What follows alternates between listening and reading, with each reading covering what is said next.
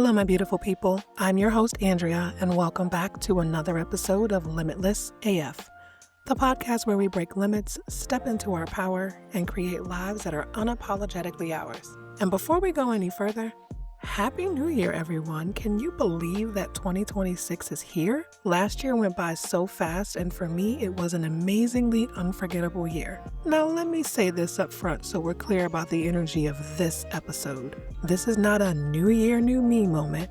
I'm not here to hype you up, inspire you.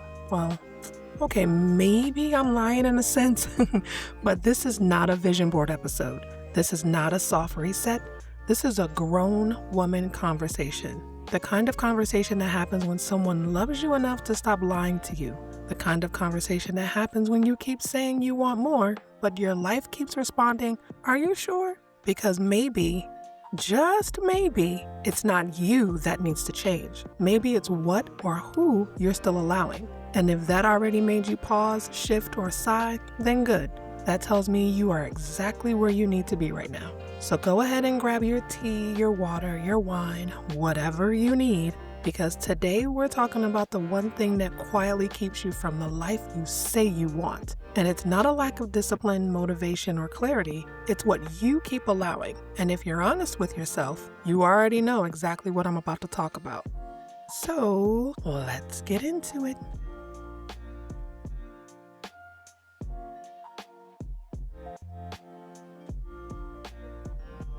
Every January, people start yelling, "New Year, New Me," like they're about to erase themselves and start over. And I need us to be serious for a moment. Why are we acting like who we were last year was a failure? Why do we treat growth like it requires self-erasure? Most of you don't need a new personality. You don't need to reinvent yourself.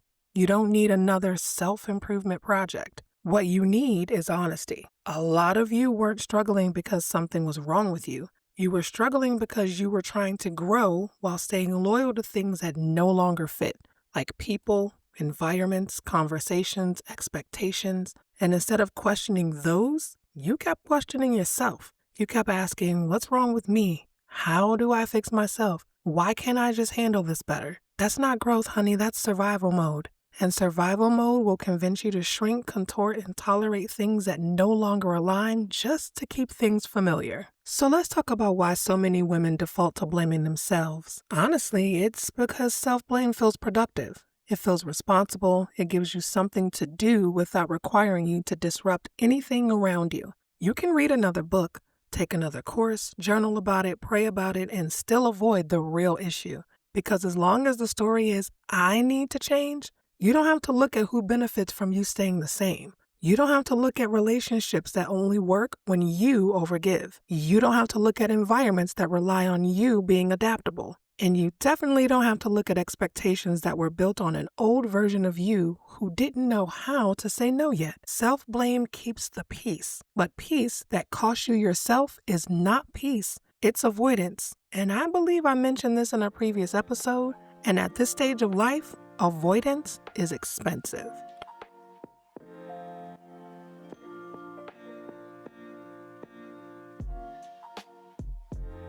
Loyalty becomes a problem when it requires you to abandon yourself, and a lot of what gets labeled as loyalty is actually fear. Fear of being misunderstood, fear of being talked about, fear of disappointing people who are used to you showing up a certain way. So instead of adjusting their lives, women just adjust themselves over and over and over again until they're exhausted, resentful, and quietly disconnected from who they're becoming.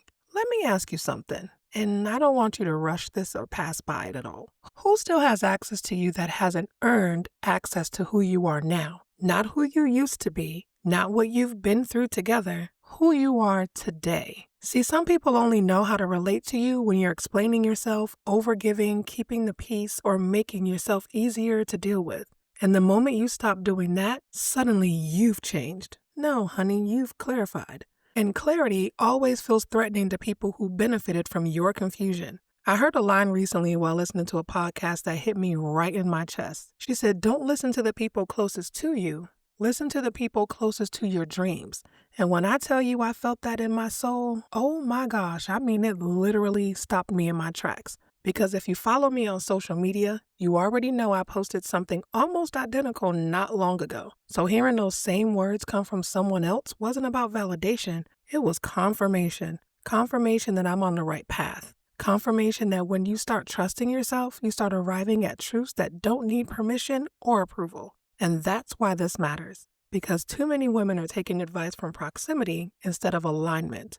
Just because someone is close to you doesn't mean they're qualified to speak on where you're going. Just because someone loves you doesn't mean they understand your vision. And just because someone has access to you doesn't mean they should have influence. See, some people are invested in who you've always been, not who you're becoming. Not because they're evil, but because comfort is familiar. And if you take dream advice from people who've never chased what you're chasing, you will talk yourself out of your own expansion every single time. And in 2026, I'm not outsourcing my decisions to proximity. I'm paying attention to alignment.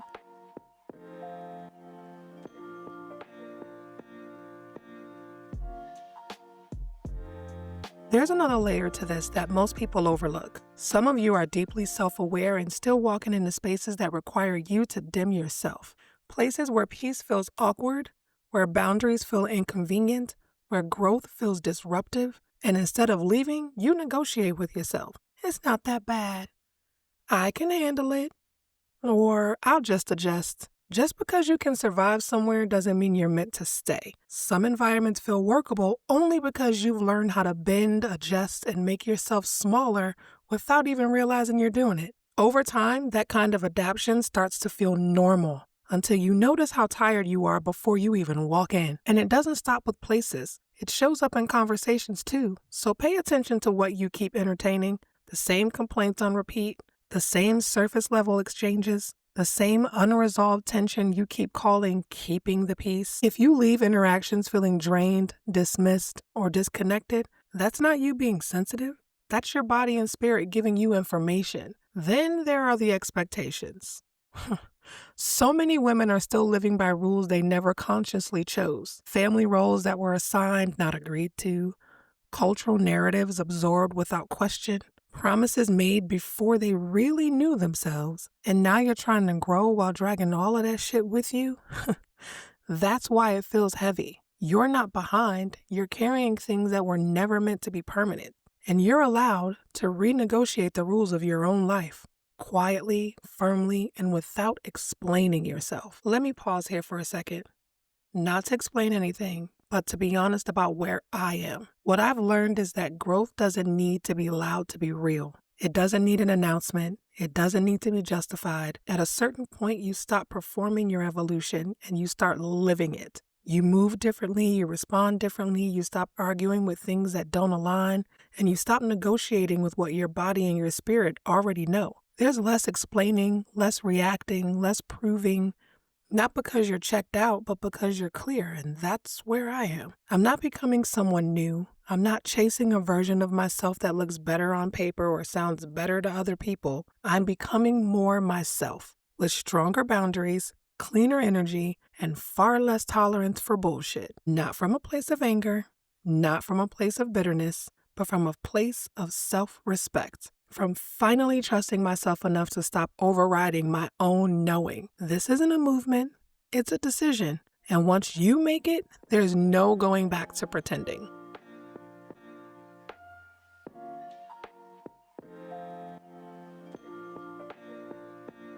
I'm going to say this and then I'm going to let you just sit with it. If you want more out of your life, you can't keep lying to yourself about what's no longer working. You don't need fixing. You need honesty, and you need the courage to stop allowing things that contradict who you already know you are. So as you move through this week, don't ask yourself what you need to change. Ask yourself what you need to stop tolerating. That question alone will tell you everything you need to know. And before I go, one quick reminder. Moving forward, new episodes of Limitless AF will be available on Mondays. Same conversations, same real talk, just at the start of your week instead of in the middle. So I'll catch you next time on Limitless AF. Until then, get honest with yourself, choose alignment over comfort, and stop negotiating with what you already know. And remember, you are limitless, you are fierce, and honey, there's nothing you can't do.